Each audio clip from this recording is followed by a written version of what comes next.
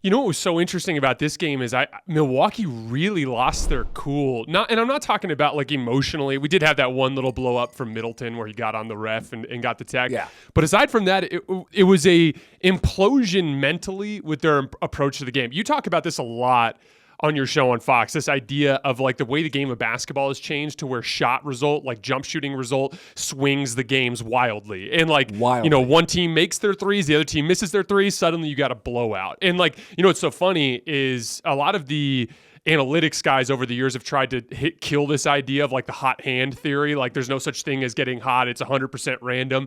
But I could not disagree more. I actually think the hot hand theory expands out to teams. And what was so interesting is in that first quarter, it's like Tatum's making his pull-up threes and Brown's making his pull-up threes, and the Celtics are really packing the paint, and Giannis is making those kick-out passes, and they're just missing everything. And you could see it kind of got in their head. But what's so interesting is the really good teams, they see the difference between process and results, usually. And the Bucks are usually one of those teams. And you go, hey, we're just missing.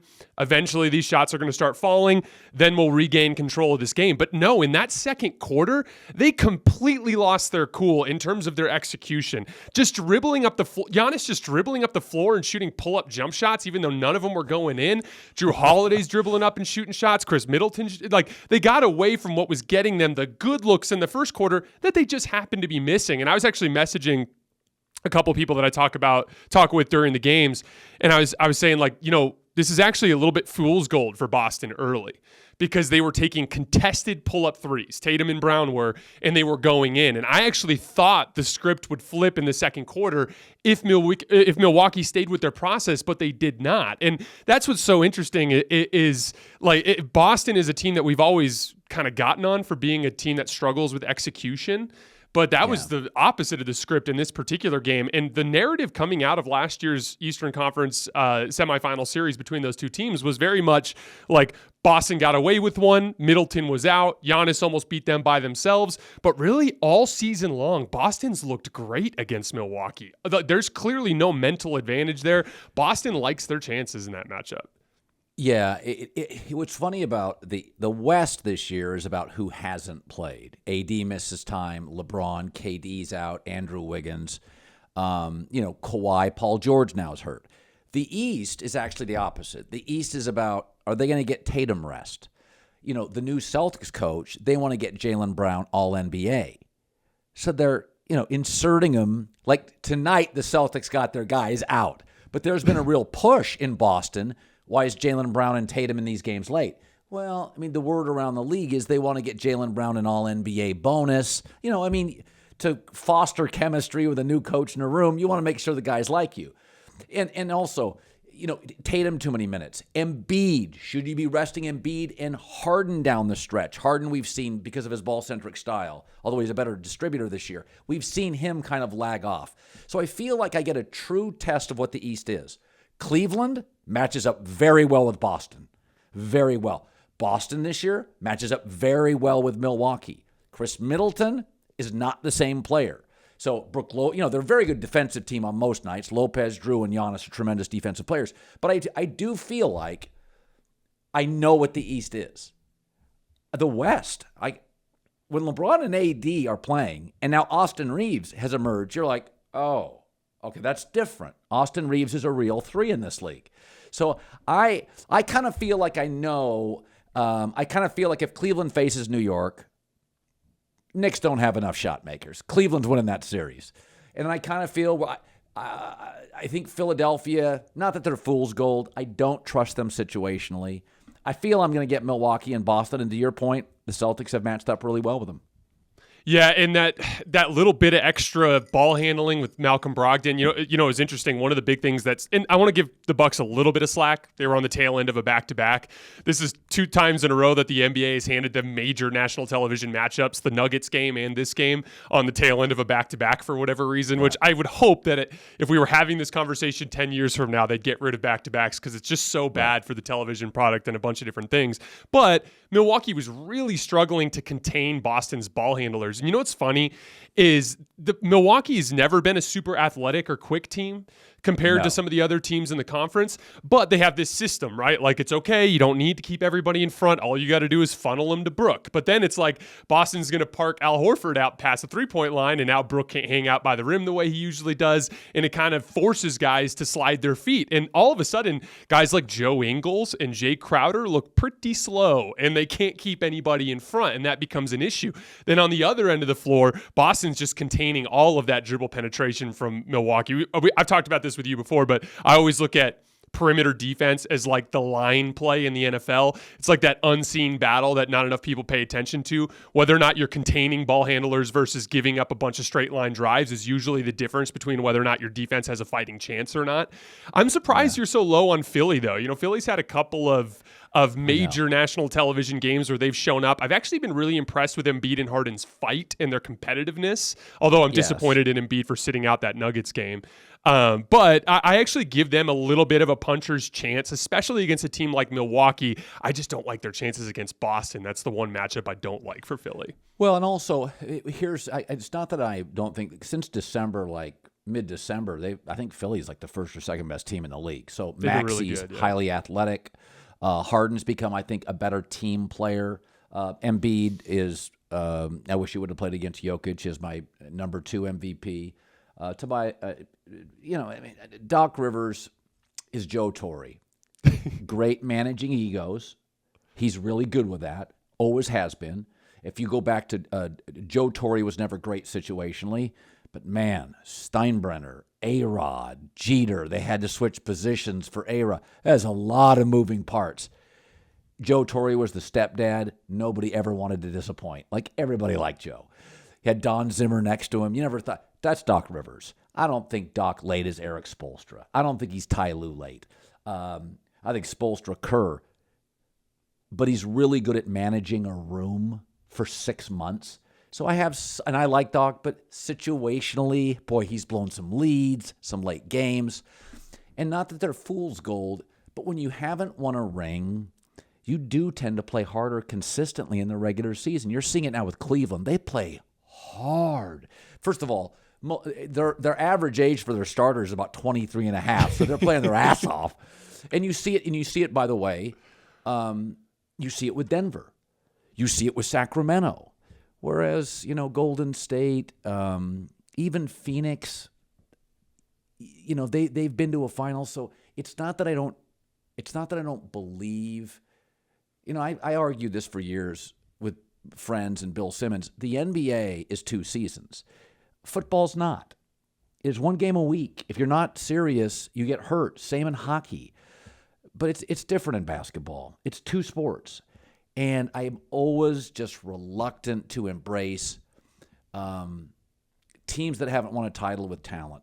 So I honestly think Cleveland, if they matched up eventually with Philly, could be a real problem. Yeah, that specific matchup. The East is going to entirely come down to matchups and who plays who. And any of those teams has a chance should they catch the right matchup. You're right, though. The Western Conference is so much more wide open. Denver's starting to get it together a little bit, but I still fundamentally don't like some of their core basketball identity things with the fact that they don't have a great defensive front court. We talked about in our last show about how in NBA history you just need to have at that 4-5 position all-time great defensive players to have a fighting chance, and they just don't. And Jamal Murray runs hot and cold, which is concerning, and I think that knee kind of continues to flare up for him from time to time. Sacramento's actually tailing off, and their defense is getting worse and worse as time goes along. Memphis, again, they're getting it together, but without Brandon Clark, it's a depth issue, and I still don't trust their half-court offense. And then, again, it really just everything points me back to the Warriors and the Lakers, and I keep coming back to 2 things for each team. For the Warriors, can they win without Andrew Wiggins? And for the Lakers, I don't think they can. I just don't think they can. You know what's interesting is with the Wiggins piece in particular, like, and it's almost a testament to how great that core is that they've managed to win as much as they have. But they're coming back from major deficits in all of these games. Like, they beat the Pelicans, they were down 20. They beat the Sixers. They were down 11 in the fourth quarter. They came back and almost beat the Timberwolves. They were down 9 early in the fourth quarter in that game. Even that Bucks game, like they were down 8 with 2 minutes left. Like Steph and Clay and Draymond and Steve Kerr, they're just grinding out wins. And it's crazy because when you're looking from the standpoint of the standings, you're like, they're actually in good position to potentially get the 5 seed, especially with the Clippers' remaining schedule. They might end up getting the 5 seed. And I actually like their matchup with Phoenix because Phoenix is such a bad perimeter defense team.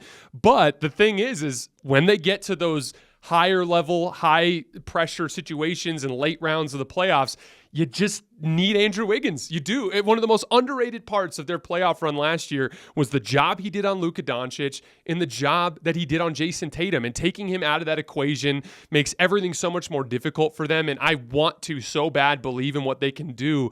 But here's the thing. If Wiggins isn't coming back, I just don't think they can do it. Well, and also, Jason, is Wiggins in shape? No. So I was told he wasn't going to play for the regular season. He was. Nobody knew about the playoffs, and nobody knew at the time I reported it. Nobody knew if they were going to make the playoffs, right? So let's say he comes back and is not in shape. This is the NBA. It's hard enough in November to enter the season not in shape. You can't play yourself into shape in the playoffs. And he's their best on-ball defender, high IQ, super twitchy. I mean, Jason, they have no front court scoring. None. So, I mean, Weissman, they moved off him eventually because, he just didn't fit the time. Everything with them, I've been told, Kerr's feeling is, as long as Steph is great, they're going to do whatever it takes for Steph to have a chance to win a title. The organization, I've been told, Steve feels, we owe Steph just as many titles as we can give him. So they're going to make moves and bail on young guys. Now, the good thing about Wiggins out is Kuminga has gotten more of a chance, but he's so raw. He's so inconsistent. I mean, that's the difference between talent and wisdom. Jordan Poole's good, but has bad nights. You kind of know what you get from Steph. Kuminga, again, crazy twitchy, but there are nights you get 16 minutes and 6 points, and he's just not there. So I think in the building, they know they can't win without Wiggins. I've been told they know that it just doesn't work. Yeah, with the Kuminga thing, it's funny. I always joke, like, as a young basketball player, every time you have a good game, you kind of look back and you think about what caused you to have a good game, and you kind of commit that to memory. And every time you have a bad game, you kind of think about what caused you to have a bad game, this specific process thing that you did poorly, or this specific thing with your form that got out of whack. And over the years, as you become a more experienced player, that's what causes you to become more consistent, as you learn how to avoid the things that lead to bad games, and you learn how to replicate the things that lead to good games. And that's the thing. Kuminga's actually done a lot of Wiggins-esque stuff. He's done some isolation scoring at the end of shot clocks. He's done a really good on-ball defense. He did a pretty damn good job on Luka the other night when he was guarding him. And then he's working really well in the Warrior system, cutting and finding ways to be impactful offensively. But the problem is then he'll have a night where he goes 1 for 7 and gets lost a little bit off the ball. So that's the inconsistency piece. The Suns are undefeated with Kevin Durant in the lineup. Chris Paul, Devin Booker, Kevin Durant, and DeAndre Ayton have played 154 possessions together, and they are outscoring teams by 30 points per 100 possessions. And they're amazing on both ends of the floor. Are you buying Phoenix? I'm a little bit worried about them being thin, and it's easy to push them around a little bit. And then their perimeter defense is a legitimate concern from a matchup standpoint. But whatever I'm saying, the scoreboard says they're kicking everyone's ass. So where are you at with Phoenix right now? Their bench scoring is 10th. So they have Warren, Craig, T. Ross. It's okay. It's not dynamic. But you know this. Go to the finals last year. 7 guys for the Warriors and 7 guys for the Celtics got big minutes. You shrink that thing fast. Yep. I think the concern, Chris Mannix was on my show today, and I think he's right. My concern is they have a lot of elements I like. An experienced coach, 2 dynamic scorers, semi-decent length and rim protection. The issue's Chris Paul. Like, there have been nights like he's not close. And this happens to NFL wide receivers. They hit 34, and it's like, who's that? He can't separate. Like, that's a position where you fall off a cliff fat. There's gradual for a left tackle. Andrew Whitworth for the Rams. It's very slight, very gradual. Receivers fall off cliffs. Chris, like if you went into a series and you took a 1-0 lead, there's an argument to be made. You could rest him in game 2 for game 3. Like you almost get to a point where you lead a series 3-1, you just rest him. So, and by the way, I can remember great players, Barkley at the end. Just wasn't the same. He needed an extra day's rest. So the question is, they can win a series like that. Can they win 3? Probably not, but everybody's got a little bit of this. Robert Williams for the Celtics, huge concern, right? In terms of health. KD and Chris Paul, big concern. Kawhi and Paul George. I mean, Denver's one of the few teams we don't really worry about that. Their guys are going to play. Most of your good teams in the league. I mean, I'm one of those, Embiid is always a finger crosser to me. Like, I've seen it. The way he plays fast and hard, and Anthony Davis, right? So most teams in this league have a guy that is a health or age liability, and I think that's the Phoenix issue. I think the bench is good enough. Yeah, Chris Paul's actually become a target. I remember I was watching a game like a week and a half ago or so where I was watching Joe Ingles just barbecue. Like he couldn't keep Joe Ingles in front. And then I was like, uh-oh. Like this is a problem. And that is going to be the big question mark, I think, this offseason is whether or not they're better off trying to use Chris Paul's salary as a vehicle with which to bring back some higher level role players for a team that needs more, kind of like an adult in the room ball handler. So I'll be interested to see what they do there. The one other major concern I have with Phoenix is they do not generate rim pressure. All 3 of their guys, Chris Paul, Devin Booker, and Kevin Durant, are driving to pull up. So when they come over those ball screens, they're constantly getting that 10, 15-foot area, and they're trying to pull up. And the inability to have a guy on the roster who's relentlessly attacking the rim, which collapses the defense and creates closeout opportunities for your teammates, that's the one thing that kind of concerns me, because when you're let's just put it this way, the Suns were already the team that took the second most pull-up jump shots in the entire league. Off the dribble jump shots. That was before Kevin Durant came. And Kevin Durant is the most prolific pull-up jump shooter in the league. So the thing is if their pull-up jump shots don't fall, do they have a second punch? And that'll be the one that if they do lose, I think that's how it'll happen. It'll be all their pull-up jump shooting going cold, probably in a physical matchup where guys like Devin Booker and Kevin Durant get fatigued by constantly having to fight for every inch of position and them not getting enough lift on those shots and not knocking them down. Before we move on, I wanted to ask you, did you see that quote from Charles Barkley directed towards KD where he said he is sensitive, it's weird, I said to you for 3 or 4 years now, I'm not sure why he reacted to it again, I don't care where it goes, he's a great player, I think he's a good guy too, he's sensitive and I'm not worried about it. Did you see that altercation between those two guys? Yeah, I've always thought, I've got kids, so some people are just more sensitive. Like when I was in my 20s, I just didn't get it. I was kind of a relentless, full steam ahead. Then you have kids and you realize I got 6, 2 biological, 4 steps. Some kids are more sensitive. Aaron Rodgers is really sensitive to criticism. Kyler Murray and his people are. Kevin Durant is. It's okay. He's in touch with who he is. I have a soft spot for Kevin Durant. I think I think he is the only player in the league. Take centers out. If you had a one-on-one tournament in the history of the league, I think Durant's the only person that would beat LeBron and Michael Jordan. I think he can put it on the deck. Take centers out. I don't want to see Kareem against Ray Allen or something. It's insane.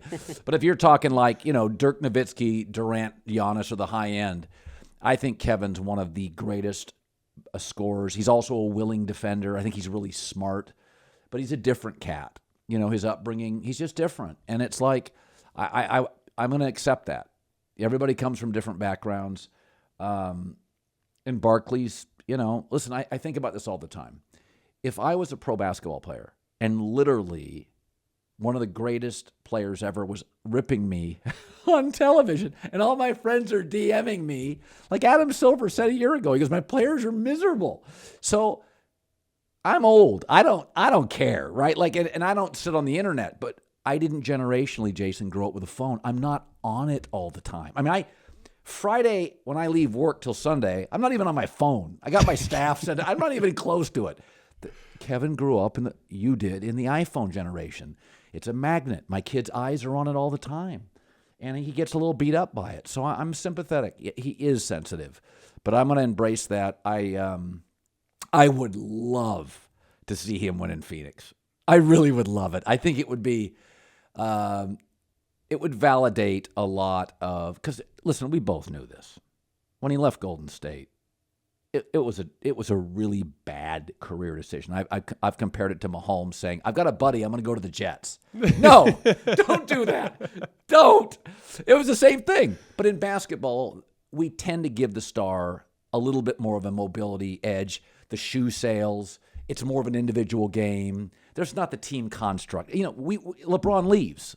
Of course he does. Mahomes leaves, you're like, why? So I find myself, I'm not supposed to root, but I find myself sort of rooting for Kevin to succeed. I'm rooting for him too. I think it's such low-hanging fruit to be like, he only won with Steph, therefore he's not a real champion. Like, to me, Kevin Durant's always been a phenomenal basketball player who just got partnered with two extremely volatile point guards. Russell Westbrook on the floor, Kyrie Irving off the floor. That ended up being kind of what submarined a lot of his success. Great point. Yeah, I am rooting for him to have that legitimizing title, just like I rooted for it with Steph in last year's playoff run, because a lot of people undercut some of his success because of Kevin Durant, which I thought was ridiculous. KD went after the whole concept of these older players being disrespectful. And you know what's so interesting to me about that, Colin, is like, usually there's a camaraderie with the players. Like, our job, by virtue of our need to be authentic, demands that we criticize. That is part of what we have to do. But what's interesting is players in the league are typically pretty tight-knit with criticism. For instance, Russell Westbrook was objectively awful with the Lakers for a year and a half. You couldn't find a player in the league who would throw him under the bus. Every time someone would interview them and they'd be like, "What do you think about Russ with the Lakers?" "Oh, Russ is a former MVP. He's a Hall of Famer. Love that guy. I'm rooting for him." He's like, no one would criticize, because like there's this tight-knit like respect among the players where, generally speaking, they speak positively of each other in a way that the media has a little bit more free reign to be critical. That's what's so weird with this older generation, and I'm so glad Kevin Durant's going at it. It is bizarre, the sheer amount of these older players that are being outwardly disrespectful of these players. They do not feel the same level of obligation to kind of keep that tight-knit, like kind of mutual respect. And I do find that super interesting. Do you buy Kevin Durant when he says that he doesn't care about legacy anymore? No, he cares. Everybody cares. I mean, legacy's a lot of vanity, and I don't spend a lot of time on it, but I don't want to end my career poorly, right? I want to end it having some control, being part of the volume when a network kicks me off the air because my hair is even grayer than this. So I think everybody, as you age, you think about that stuff. And, Brady at the end wanted to have more control, wanted to end it. So he picked a team with a bunch of good receivers and an offensive coach. I mean, he knew what he was doing. Tom Brady figured out, listen, I can't carry the load anymore. I'm going to go to a team with a bunch of really good receivers in Tampa, really good tight ends, bring Antonio Brown and Gronk, and I'm not going to have to lift as much. Like Matt Stafford got old. Oh, I got McVay as a coach. Oh, I've got Cooper Kupp. Oh, I've got, I think, as you age, you still have it. You just don't have it 48 minutes a game as an NBA player or 17 games relentless as a quarterback. So I think Kevin is aware of his legacy, and his legacy is going to be a better version of Dirk Nowitzki. I mean, to me, he's going to be a more well-rounded version of Dirk Nowitzki, a more lethal version with more titles, and that's a pretty good spot. Dirk's an all-timer. He's going to be a better version of that. Sort of like Michael's a better version of Kobe. It's a pretty good space to be. That's an all-timer. Yeah, I buy him to a certain extent. Like, I do think he cares about legacy at least a little bit. But I do believe him that I think he's just, the way I would describe it is similar to what we go through as members of the media. You obviously with a ton more experience. But you know how, like, I'm not sure what it was like for you when you first got into the business, because I know there wasn't social media. But like, obviously I came in right with the Twitter trolls and the relentless social media harassment. So I've got lots of people that would DM me and talk shit and say all these awful things. And what's funny is it pretty quickly, within about a year, I realized, like, oh, like, there's a significant segment that you will never satisfy. Like you're just they're going to hate you no matter what you say, and you can never win. So just focus on doing your job and look at the results. There's way more people who support you than don't. And I think Kevin Durant has kind of come to a similar realization. I think he realizes now that there is a segment of people that no matter what he does, no matter where he wins, no matter how much he succeeds on the basketball court, they'll call him a cupcake, and they'll say that he doesn't defend, and they'll say that he jumped on Steph's bandwagon. I think Kevin Durant has just come to terms with the fact that he's never going to be able to satisfy everybody. And I think that I really do believe that he has come to the other side of things where he's like, I'm just going to play the best I can, and I'm going to win as much as I can, and whatever happens in terms of the legacy is clearly outside of my control, so I'm at peace with that. I do think he cares about his legacy, but I think he's at peace with the fact that he can't control it. Yeah, and I think, the most criticized player in the NBA is LeBron James. I always said this about Barack Obama. You didn't have to agree with his policies. You can't get worked up because once he wore a beige suit. He has a beautiful family, smart guy. If that really ruins your day, fuck out of here. You're just a miserable person. Like, that's just not good enough, right? You don't have to like his policies, but he wasn't weaponizing social media. So, I think, I always figure we forgot about Joe Montana very quickly. And it went from, Montana was the GOAT. Brady beats Atlanta. We've never talked Joe Montana since. It went like Brady to Mahomes. And Joe Montana's out there, hey, I got 4, right? But I think Joe Montana is so happy in his personal life. If you ever see him around his wife, they're like teenagers, cuddly, kissy. They're the cutest couple. And I think the happier you are in your personal life, none of that stuff matters. Joe knows who he is. We literally went from Brady, we talked Rodgers, Mahomes. It is like Joe Montana never played. It's insane. And I think as Kevin ages, I think young people tend to think they've got it made. They're not married, no kids. They're happy in their 20s. Research shows you get happier as you age because there's less societal pressure. You kind of prune your tree. You don't really care who cares about you. I think as Kevin has aged, this is very human. He's more comfortable with who he is, and it's been clearly defined who he is. He is, I would say this, he's one of the 10 best basketball players I've ever seen. And I've been watching since Wilt in 1972-73. He's one of the 10 best basketball players on his good nights I've ever seen. Injuries have not helped him in the last 4 or 5 years. He is brittle now, so it's hard to put him in that top 5 or 6. He's probably, I would say, top 12. But he is really, he's kind of a one-on-one. He's unique. Mark Few coached Gonzaga. He coached on those Olympic teams. And I think I've told this story. I was talking to him one time about what it's like. And I said, anybody surprise you? He said, even among great players, Kevin Durant's ridiculous. Like, even among all the great players, they got to work to get their shot. Durant just gets a great shot. Not a good one. A great one against our greatest players every time down the floor. He's like, Colin, I've seen a lot of basketball. There's just nothing like Kevin Durant.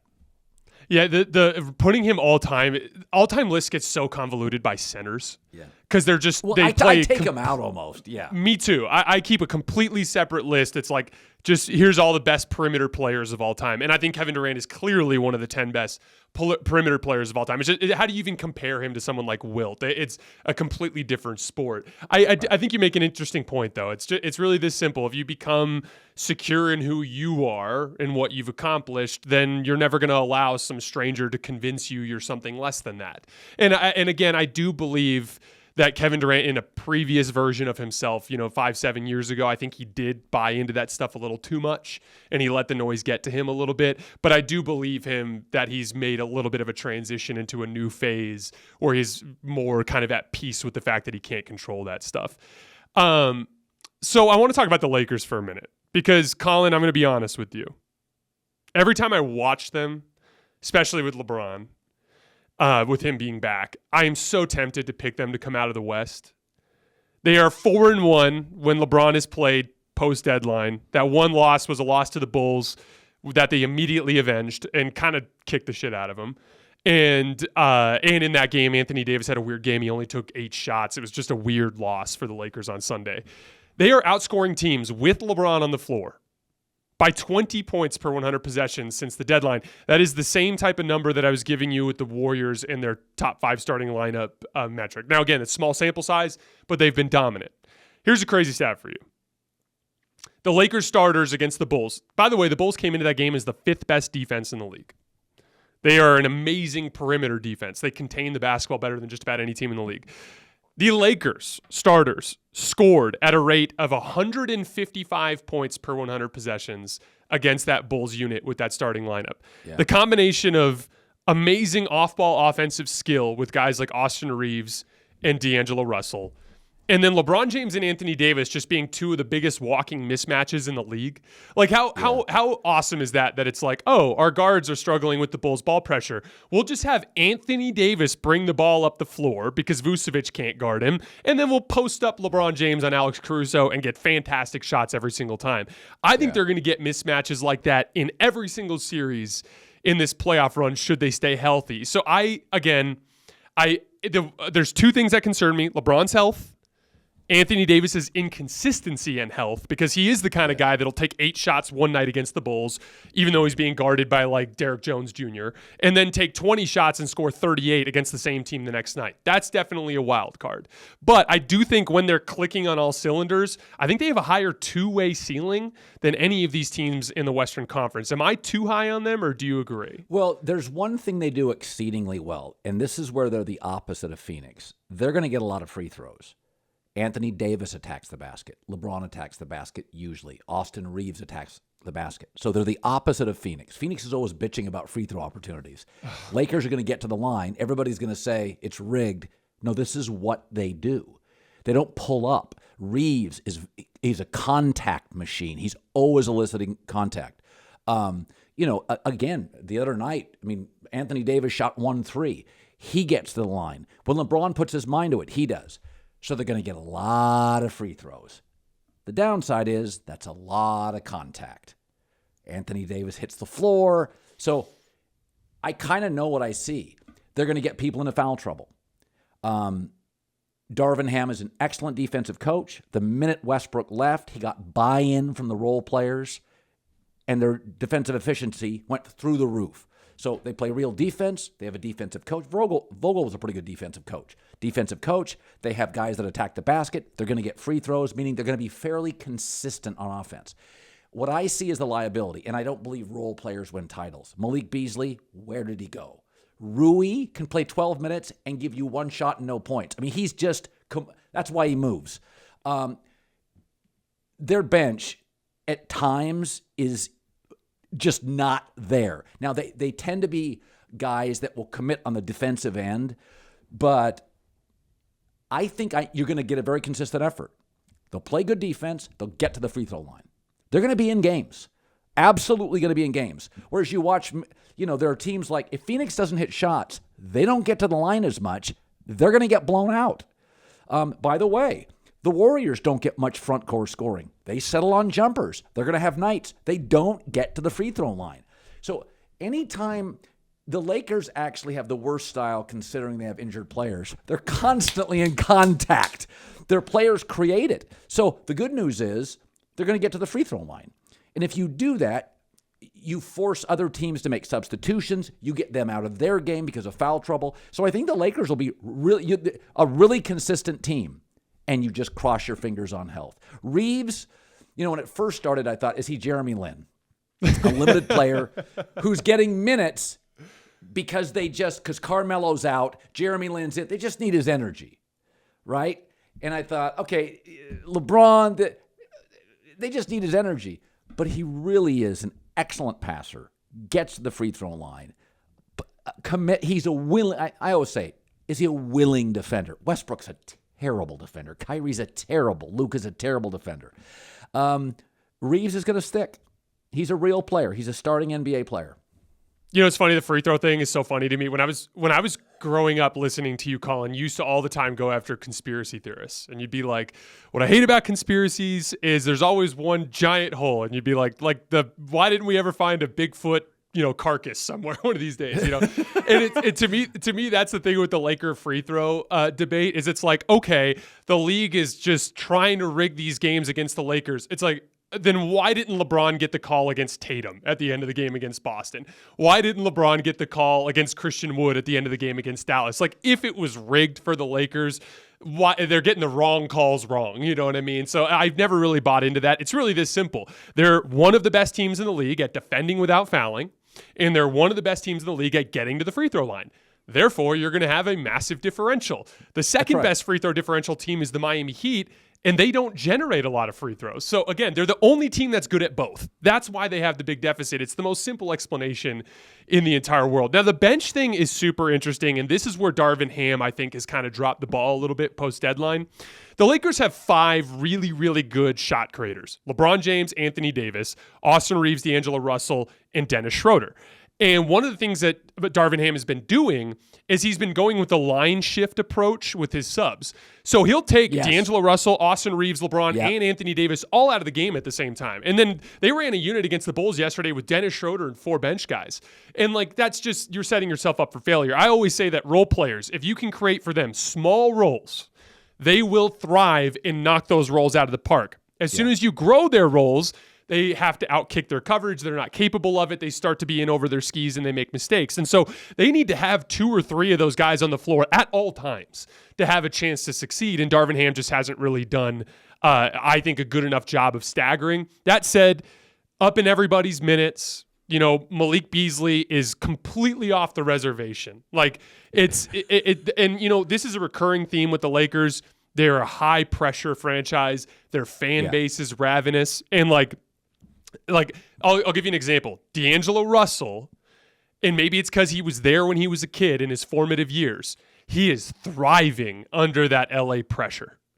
But Malik Beasley is falling apart underneath it. And it's getting to the point where now he's like, there was a play yesterday, I don't know if you saw it in the Bulls game, where he was dribbling up the floor, Malik was, and he just dribbled into Anthony Davis and fell over and lost the ball. It's like he's completely off the reservation. And I actually think they need to try to pull him entirely from the rotation. At this point, either up the other guards' minutes or go with Lonnie Walker. But so they definitely have some stuff they got to iron out in terms of the rotation. But I love their combination of rock fight, front court physicality with LeBron James and Anthony Davis, supplemented by real skill in the backcourt and forwards that can do the dirty work, and Jared Vanderbilt and Wenyen Gabriel in particular. And so really, the vulnerability is the health.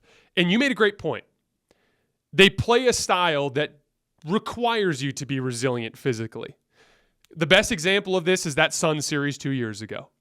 Anthony Davis obliterated them in Game 2 and Game 3 just by killing them on the offensive glass, fighting for every rebound. It wasn't like he was hitting ISO jumpers in that game. No, he killed them physically at the rim and then broke down in Game 4.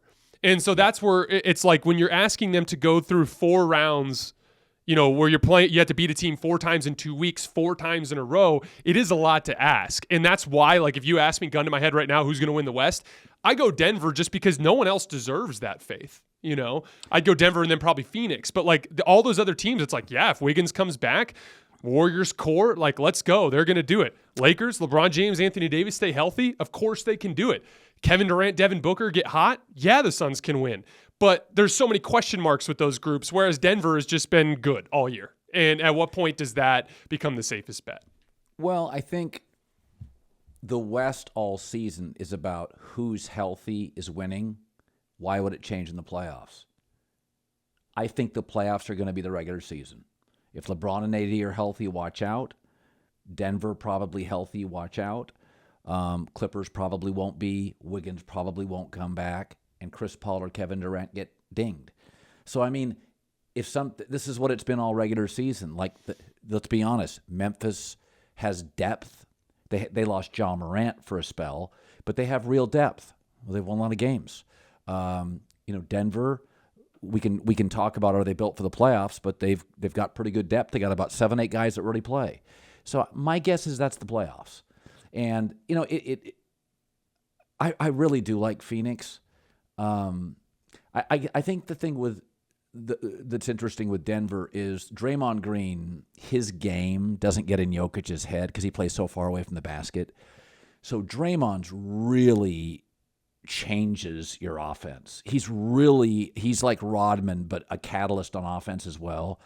He's a better version of Rodman. Not the rebounder, but the better overall player. But it doesn't really work against Jokic because he's so far out. So you kind of take Draymond out of space. And if you take Looney away from the basket, they're tiny. I mean, they are just so vulnerable on the glass. So I like Golden State if Wiggins came back, but if he doesn't, I think the Lakers would beat Denver in a 7-game series. I think they're a weird matchup for the Warriors, and I think the Warriors know it. I don't think they want any part of Denver. I think they want Phoenix. I think the Warriors want Phoenix. I don't think they want any part of Denver. Jokic is just he's such an unemotional player, so the Draymond stuff, it doesn't. I was talking to the T-Wolves coach about this off the air. He loves Draymond, and he just said, Jokic doesn't buy into any of it. He's not an emotional player like that. And, you said this earlier. There are teams that match up really well with other teams. And I think you're going to see matchups and health will dictate the West. Yeah, that's what's so interesting about them potentially getting the 5 seed is I like their matchup against Phoenix, but your reward for beating Phoenix would be Denver in round 2. And I like them as a team that can beat Denver with Wiggins, but without Wiggins, I just don't think they have the size. They're just too small. They're just too small.